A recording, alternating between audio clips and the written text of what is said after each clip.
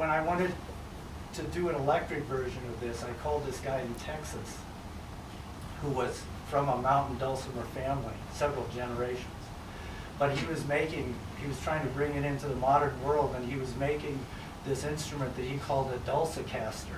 And he was making solid body electric dulcimers.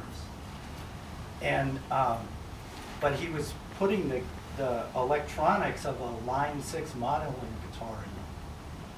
And so I called him up and I said, you know, I'd like to buy one of your electric dulcimers. I said, would you make me a fretless one?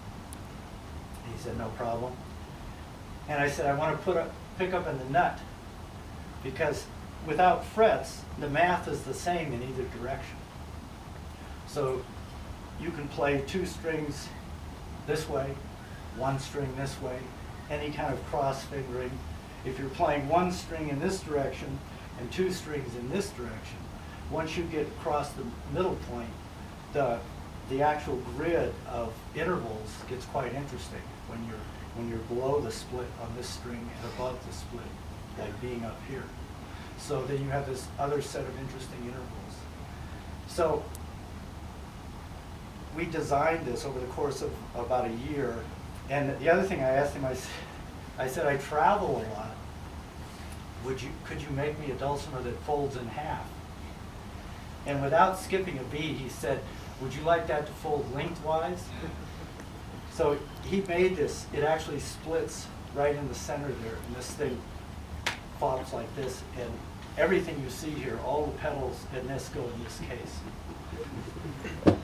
So it's very travel friendly.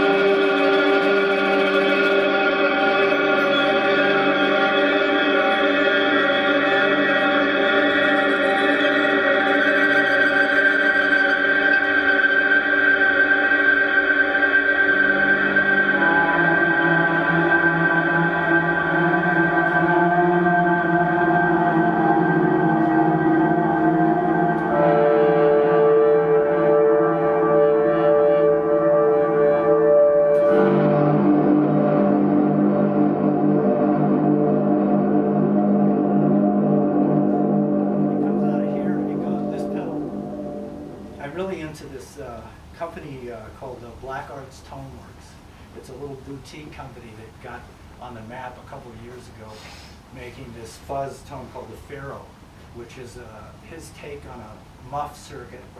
But the problem with a lot of fuzz tones is they eat your low end.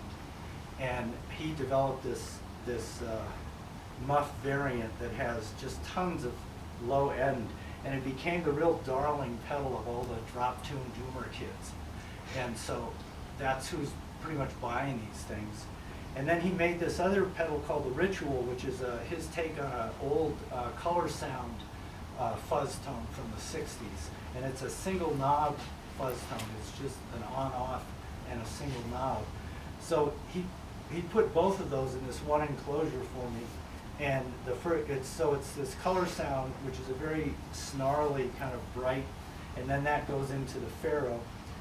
And then it goes into a wah volume, combination wah volume, an old DOD FX17, very hard to find now. So you have then a tonal control or another gain stage to hit this really hard and back it off here.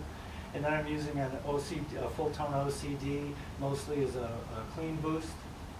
Then it goes into Boss DD20, which is about 12 years old now, but it's still the most bang for the buck in terms of an on-the-floor looper. It goes into that. It's a delay looper. It's not just a looper. It's a delay looper.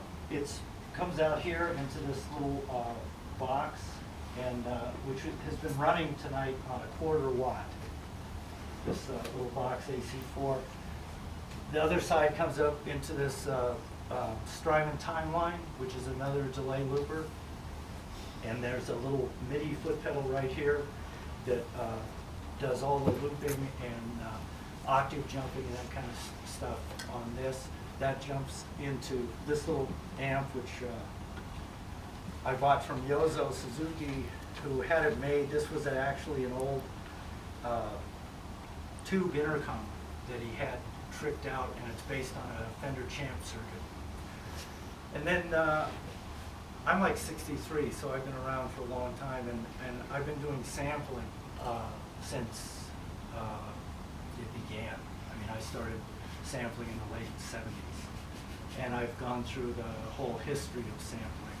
Hardware, all the hardware stuff, laptop stuff, and in the last 2 years there have been unbelievable developments in iPad iOSs, and I'm leading on a tour on Tuesday, and I just switched my entire live sampling rig over to an iPad. So this is my entire rig, and everything fits in this case.